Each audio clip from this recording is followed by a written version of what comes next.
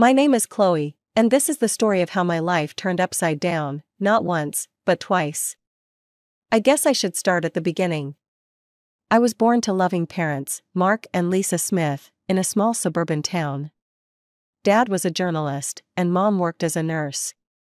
We weren't rich, but we were happy. Life was pretty normal until I turned 12. That's when everything changed. It was a rainy Tuesday evening, and my parents were driving home from a dinner party. I was at home with my grandma, watching some silly cartoon when the phone rang. I'll never forget the chill that ran down my spine when I heard my grandma's muffled sobs from the kitchen. The next few days were a blur. Mom died on impact, they told us. Dad survived, but barely. When I finally got to see him in the hospital, he was a shell of the man I knew. His legs were crushed, and the doctors said he'd never walk again. "Chloe," he croaked, reaching for my hand. "I'm so sorry, sweetie. I'm so sorry." I didn't understand why he was apologizing. It wasn't his fault some drunk driver had plowed into their car. But as I grew older, I realized he was sorry for what our lives had become, for the struggles we'd face, for the mother I'd lost, for the father he thought he could no longer be. But my dad, Mark Smith, was made of stronger stuff than he gave himself credit for.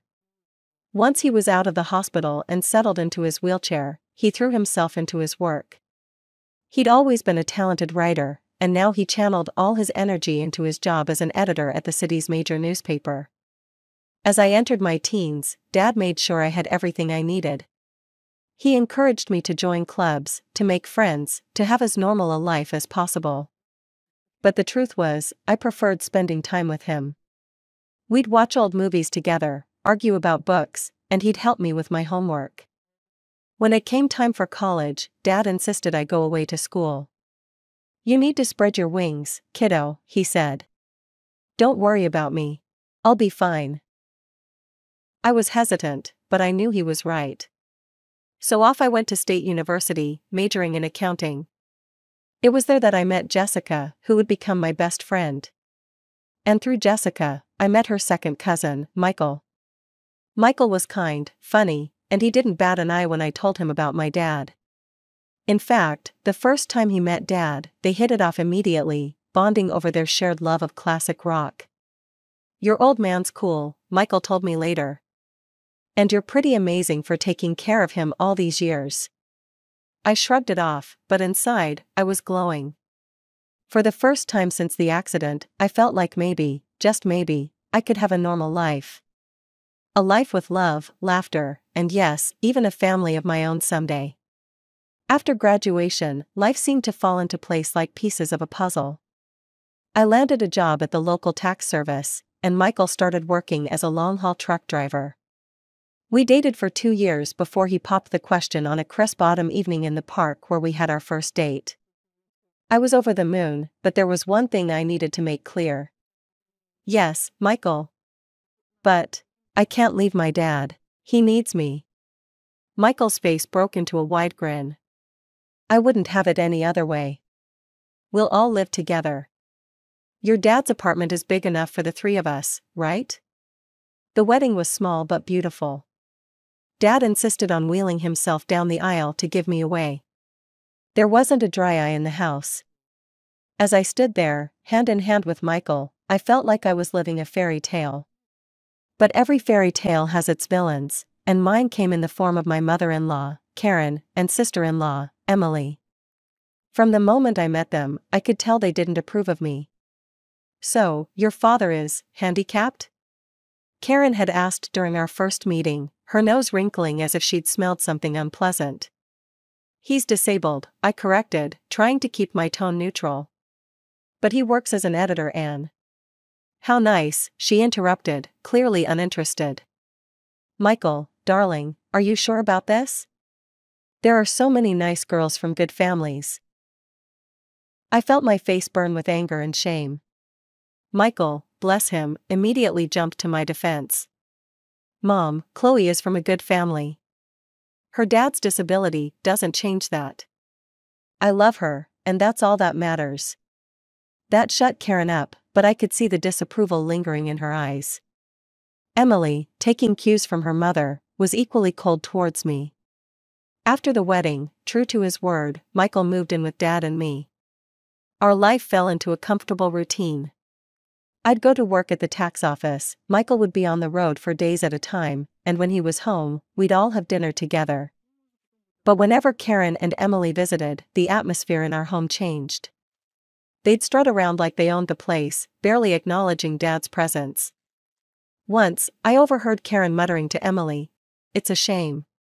Michael could have done so much better. Now he's stuck with this girl and her crippled father. What if they have children? Can you imagine the genes?" I was furious, but I bit my tongue. For Michael's sake, I tried to keep the peace. But it was getting harder and harder. One evening, after a particularly tense visit from Karen and Emily, I broke down in tears. Michael found me in our bedroom, sobbing. Hey, he said, pulling me into his arms. "What's wrong?" "Your mom and sister," I hiccuped. "They hate me. They think I'm not good enough for you because of Dad." Michael's face hardened. "That's ridiculous. You and your dad are my family now. If they can't accept that, it's their problem, not ours." His words comforted me, but I couldn't shake the feeling that this was just the beginning of our troubles with Karen and Emily. As the months passed, Michael's trucking business began to flourish. He was always on the road, crisscrossing the country in his big rig. I missed him terribly when he was gone, but I threw myself into my work at the tax office and spent my evenings keeping Dad company. One crisp autumn evening, as I was helping Dad into bed, Michael called. His voice crackled with excitement over the phone. "Chloe, I've been thinking," he said. "How would you feel about buying a townhouse? It would be easier for your dad to move around in a wheelchair. He could spend more time outside. Plus, you could have a garden. Something to keep you busy when I'm on the road." The more he talked, the more I warmed to the idea. I glanced at Dad, who was pretending not to eavesdrop. "What do you think, Dad?" I asked, putting the phone on speaker. Dad's eyes lit up. "A garden would be nice," he admitted. "And it would be easier to get outside." That settled it. Over the next few weeks, we threw ourselves into house hunting. We finally found the perfect place, a spacious townhouse with wide doorways, a roll-in shower for Dad, and a beautiful backyard. Taking out a mortgage was scary, but with Michael's income and mine, plus the rent from Dad's old apartment, we managed to make it work. We moved in on a sunny Saturday in spring, and I'll never forget the look on Dad's face as he wheeled himself out onto our new patio. "This is perfect, sweetie," he said, his eyes misty. "Thank you." We spent the next few months settling in, making the place our own. I planted a small vegetable garden, and Dad would sit outside for hours, soaking up the sun and fresh air. It was idyllic. Then came the housewarming party. We invited friends, colleagues, and yes, Karen and Emily. The party was in full swing when they arrived, fashionably late as usual. They sauntered in, eyeing everything with barely concealed envy. As we moved through the house, I could see the wheels turning in Karen's head. When we reached the master bedroom, she turned to me with a sly smile. "You know, Chloe," she said, her voice low. "This would be perfect for Michael and me. Why don't you send your father to a nursing home? Then I could move in here." I felt like I'd been slapped. "Excuse me?" "Oh, don't look so shocked," Karen continued.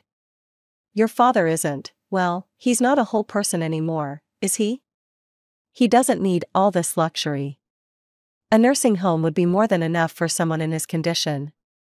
Before I could respond, Karen marched out to the patio, where Dad was chatting with some guests. To my horror, she grabbed the handles of his wheelchair and started pushing him towards the driveway. "Karen!" I shouted, running after her. "What are you doing?" "If he won't go to a nursing home, he can stay outside," she sneered. "That's what you wanted, isn't it? For him to be outdoors?" I was shaking with rage and disbelief. Thankfully, Michael had heard the commotion and came running. His face turned red with anger when he saw what his mother was doing. "Mom," he bellowed. What the hell are you doing? Let go of Mark's chair right now. Karen looked shocked at Michael's tone.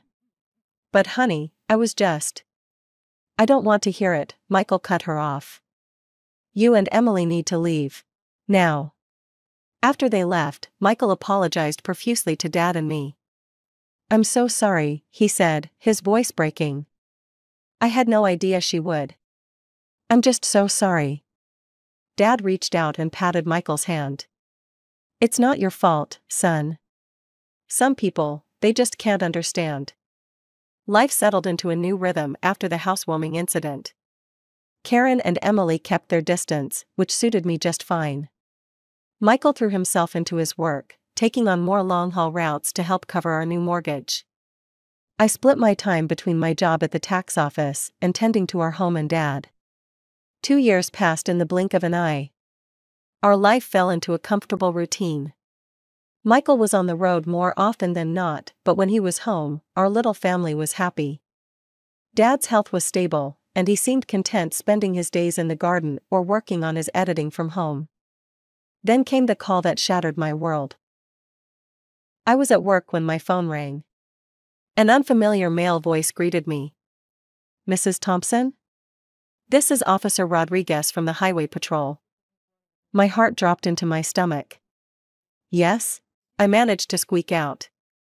I'm sorry to inform you that your husband, Michael Thompson, has been in a serious accident. The rest of the conversation was a blur.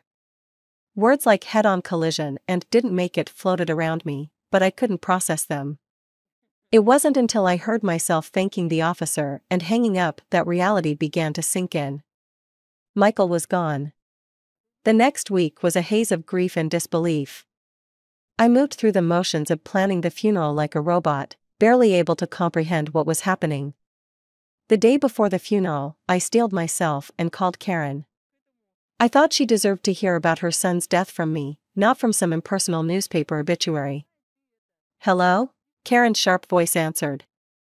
Karen, it's Chloe, I said, my voice trembling. It's about Michael. He's gone. There was an accident. There was silence on the other end of the line. Then, to my shock, Karen's voice came back, dripping with venom. This is your fault, she hissed. You forced him to work so hard, driving that truck to pay for your fancy house. You killed my son. I was stunned. Karen, that's not. Save it, she snapped. I expect you to give him the best funeral money can buy. But don't expect a penny from us. You made your bed, now lie in it. The line went dead. I stood there, phone in hand, tears streaming down my face. How could she be so cruel? How could she blame me for this? The day of Michael's funeral dawned gray and drizzly, matching my mood perfectly. The church was packed.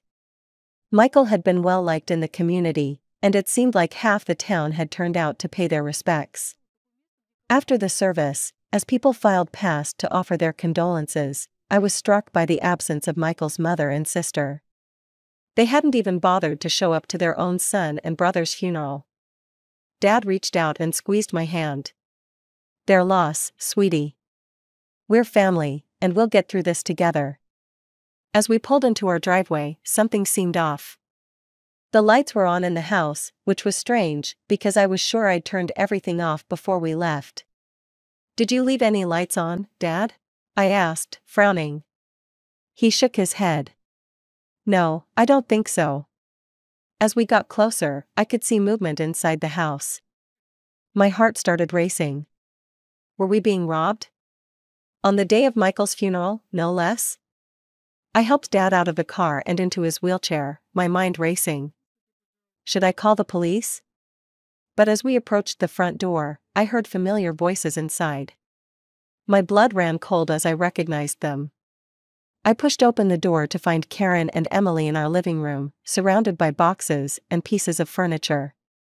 What the hell is going on here? I demanded, my grief momentarily forgotten in the face of this outrageous intrusion. Karen turned to me, her face a mask of false sympathy. Oh, Chloe, dear. We're just helping you pack up. After all, you can't possibly afford to keep this place now that Michael's gone. I was speechless. Emily chimed in, her voice sickeningly sweet. Don't worry, you can go back to your father's apartment. It's cozy. I could feel the rage building inside me. Get out, I said, my voice low and dangerous. Get out of my house right now. Karen had the audacity to look offended. This house belongs to us now. All of Michael's property does. We're his real family, after all. Like hell you are, I exploded. Where were you today? At his funeral? Oh, that's right, you couldn't be bothered to show up. Karen waved her hand dismissively. We were busy making arrangements. Now, be a good girl and start packing. We'll need you out by tomorrow. I couldn't believe what I was hearing. These women hadn't shed a tear for Michael, hadn't even attended his funeral, and now they were trying to kick us out of our home? I'm calling the police, I said, pulling out my phone. Karen and Emily exchanged worried glances. They clearly hadn't expected me to fight back. Now, Chloe, Karen began, but I cut her off. No. You have exactly 5 minutes to get out of my house before I call the cops. This is my home. Michael and I bought it together. You have no right to be here. Maybe it was the steel in my voice, or the fire in my eyes, but Karen and Emily finally seemed to realize they'd gone too far. They gathered their things and left, but not before Karen turned to me with a sneer. This isn't over, Chloe. You'll be hearing from our lawyers. The days following Michael's funeral were a blur of grief, anxiety, and paperwork. I threw myself into sorting out Michael's affairs, partly to keep busy and partly out of fear that Karen and Emily would try to swoop in and take what wasn't theirs. A week after the funeral, I received a call from a local law firm. My heart raced as I answered, fearing it was Karen making good on her threat of legal action. Mrs. Thompson, a crisp, professional voice asked. This is James Anderson from Anderson and Partners. I'm calling regarding your late husband's will. I felt a glimmer of hope. His will? I didn't know he had one. Yes, ma'am. Mr. Thompson came to see us about 6 months ago. He asked that we contact you in the event of his passing. I scheduled an appointment for the next day, my mind reeling. Why hadn't Michael told me about this? What did it mean? The next morning, I wheeled Dad into Mr. Anderson's office. The lawyer greeted us warmly, his kind eyes crinkling at the corners. Mrs. Thompson, Mr. Smith, thank you for coming in, he said, gesturing for us to settle near his desk. I'm sorry for your loss. Mr. Anderson opened a file on his desk. Now, as I mentioned on the phone, your husband came to see us to draft his will. He was very clear about his wishes. I held my breath as Mr. Anderson began to read. I, Michael Thompson, being of sound mind, do hereby bequeath all my worldly possessions to my beloved wife, Chloe Thompson. I gasped. Dad's grip on my hand tightened. Mr. Anderson continued, this includes our home, my truck, and all our savings.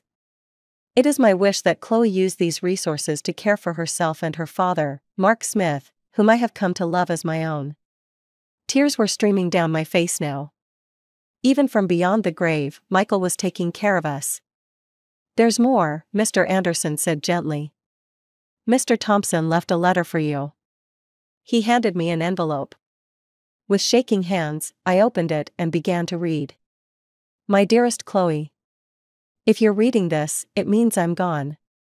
I'm so sorry for leaving you and Mark. Please know that you two were the best thing that ever happened to me. I made this will because I know how my mother and sister can be. I didn't want to worry you, but I needed to make sure you and Mark were protected if anything happened to me. You're my real family, Chloe. You and Mark. Not them. Take care of each other. Live your lives to the fullest. And know that I'll always be watching over you. All my love, Michael. I clutched the letter to my chest, sobbing. Dad was crying too, his weathered hand patting my arm. Mr. Anderson gave us a moment before speaking again. Mrs. Thompson, there's one more thing. Your husband's truck was insured. Given the circumstances of the accident, the insurance company will be paying out the full value of the policy. I looked up, sniffling. What does that mean? It means, Mr. Anderson said with a small smile, that you'll be receiving a substantial sum. Enough to pay off your mortgage and then some. As we left the lawyer's office, I felt like a weight had been lifted from my shoulders. We were going to be okay. Michael had made sure of it.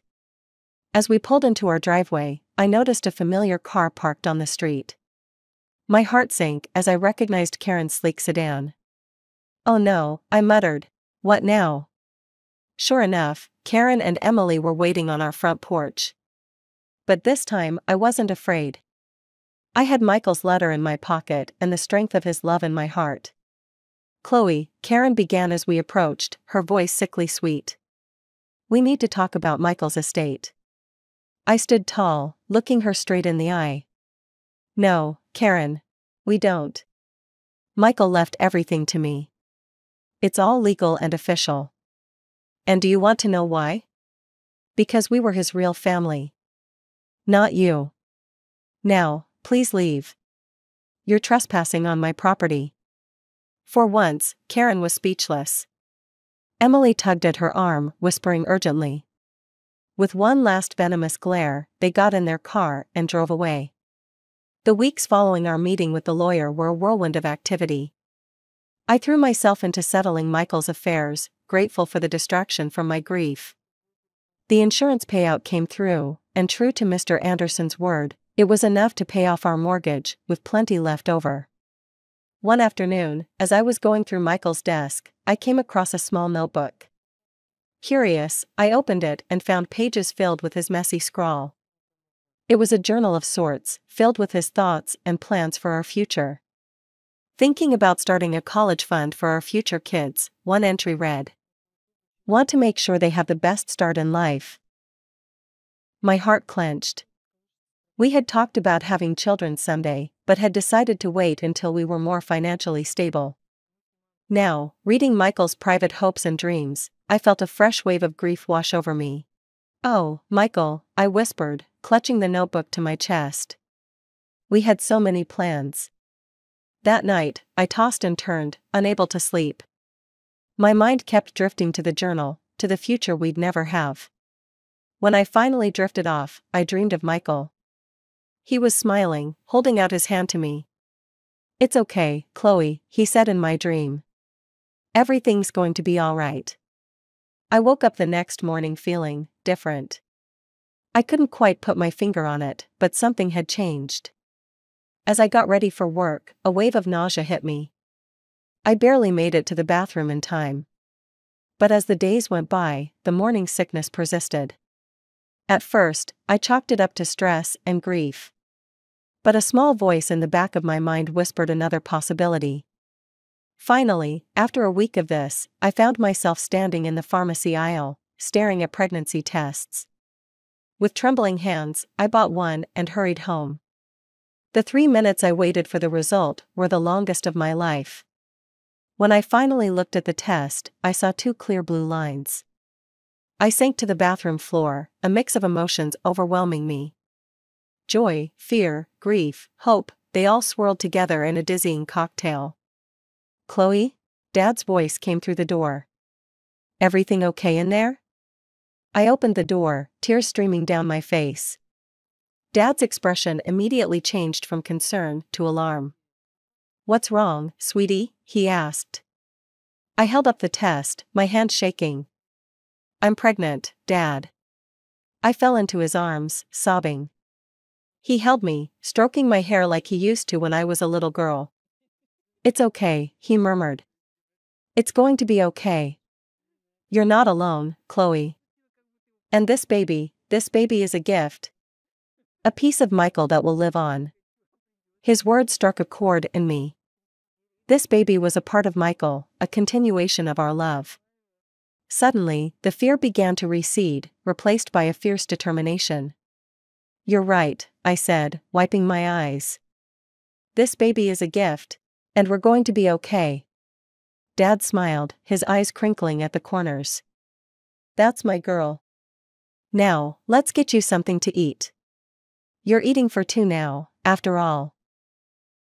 As we made our way to the kitchen, I felt a sense of hope blooming in my chest. Yes, the road ahead would be challenging. But with my father by my side and Michael's child growing inside me, I knew we could face anything. As my belly grew with our child, I found strength I never knew I had. Dad was my rock, always there with a kind word or a helping hand. We settled into a new routine, just the two of us, eagerly anticipating the arrival of the newest member of our little family. One sunny afternoon, as I was tending to the garden Dad and I had planted together, I heard a car pull up. My heart sank as I recognized Karen's sedan. What could they possibly want now? I made my way to the front of the house, one hand instinctively cradling my swollen belly. Karen and Emily stood on our porch, looking uncomfortable and slightly desperate. "Chloe," Karen began, her voice lacking its usual sharpness. We need to talk to you." I raised an eyebrow but said nothing, waiting for her to continue. Emily chimed in, her eyes darting around nervously. "We've hit some hard times. We were wondering if we could stay in your father's old apartment. Just until we get back on our feet." I couldn't believe what I was hearing. After everything they'd put us through, they had the audacity to ask for more? "I'm sorry," I said, my voice firm but calm. "That's not possible. I don't want to communicate with you anymore." Karen's eyes narrowed as they fell on my pregnant belly. Her face contorted with a mix of shock and disgust. You're pregnant?" she spat. "Already? You little prostitute. I can't believe you've already found a new man. Michael's body isn't even cold in the ground." I felt a surge of anger, but I pushed it down. I didn't make excuses and say that it was Michael's child. I didn't want my baby to have such a grandmother and aunt. Instead, I smiled, a small, secretive smile that seemed to unnerve Karen even more. "My personal life is none of your concern," I said calmly. "Now, I think it's time for you to leave." Karen looked like she wanted to say more, but something in my expression must have stopped her. She turned on her heel, grabbing Emily's arm. I watched as they drove away, feeling a sense of peace wash over me. I had stood my ground, protected my family, and maintained my dignity. Michael would have been proud.